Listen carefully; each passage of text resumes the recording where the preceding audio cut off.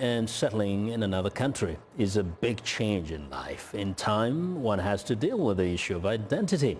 A new book tells the stories of how certain African immigrants found a new identity in the United States and how, by telling their stories, became catalysts of change, both in the United States and their countries of origin. Want to tell us more? I'm joined in studio by Gbenga Ogunjimi, author of Borderless Voice. Thank you for having me. Welcome to our studio. So first, you have a very interesting title. Tell us about the title and what really inspired you to put these stories together. The title, Borderless Voice, the power of telling your story and defining your identity, is this overarching message that everyone has a story to tell. And the moment we take on the agency of telling our story rather than having someone tell your story for you, you have come to a point where you become transcendent.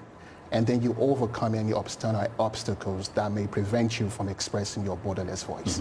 Now, everybody has a story for sure. What makes some of the stories you put together unique? Well, the first story in the book starts with 19-year-old Agbani-Darego. She's the very first Miss World winner that happens to be a black woman from Nigeria. When that happened, she changed the definition of beauty around the world and gave people of color, particularly black people, this new voice of identity. Further along the book, you will read about stories of people who come from various communities. You'll see it happen in fashion, happen in technology. One of the stories in the book is about how an impact investor without a business plan, without resources, just by telling our own story, built a multi-million investment fund. So it's all about the power of telling the story, and Agbani-Darego opened that doorway, that floodgates.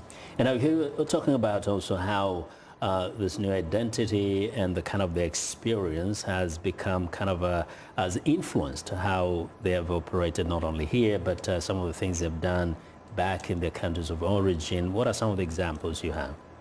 Well, several of the examples in the book, particularly those who come from the minority communities in the United States that might be classified as minority or immigrant. The vast majority of Africans will fit that demographic. If you come with that, you have double negative. And so because of that, there's a struggle to articulate and speak in your own true voice. So one of the stories in the book, including my own personal coming to America story, happened in Atlanta airport. And it was when I had a defining moment that I don't have to identify by the minority or the immigrant label. I chose to identify as an international entrepreneur.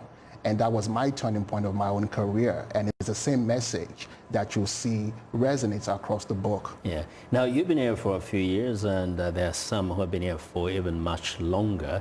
How would you describe the experience of an immigrant, say, 20 years ago, perhaps longer, and what immigrants might be going through today as we speak? Well, it's a global world, and the boundaries that we know are now really shrinking. So it's an opportunity for everyone to find their own voice. So we now have an opportunity of media, of social media, and that gives us enormous responsibility of leadership. Also how we serve the community and change making in those communities. So with this new environment that we have now, it's imperative that we tell our story, but from in the community, there's a struggle with identity. Do I identify as black? Do I identify as African? Do I identify as African and American? So these are the ageless conversation that those 20 years ago had, and is still having now, and we are still having now.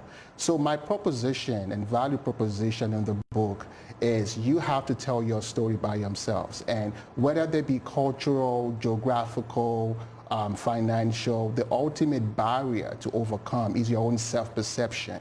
Once you do that, you can tell a whole new story. And we know that people come from all sorts of backgrounds, different countries. Do you sometimes encounter people who seem to be unwilling to identify with their countries of origin and want to acquire a totally new identity, but others want to straddle the two? They want to be Americans and also Africans at the same time. Well, again, I think the responsibility and the agency starts with you. And the moment in which you define the identity, that best resonates sometimes with not even who you are but who you are becoming, because identity is fluid, it changes, and if you are becoming this new identity, the book helps you to articulate that message and have that message with still retaining a healthy sense of authenticity and say, this is really who I am, or this is who I am becoming. When I shared my story, like, I decided to become an international entrepreneur, and because of that, that changes my reality in the United States. So that would be my message. You have to take on the agency of telling your own story and defining your identity. All right. Hope you'll include my personal story in your next book. Yes, let's do that. Thank you very much, Gbenga, for Vincent. joining us today and sharing the accounts of the Borderless Voice, the book that you put together. Gbenga Ogunjimi is the author of Borderless Voice.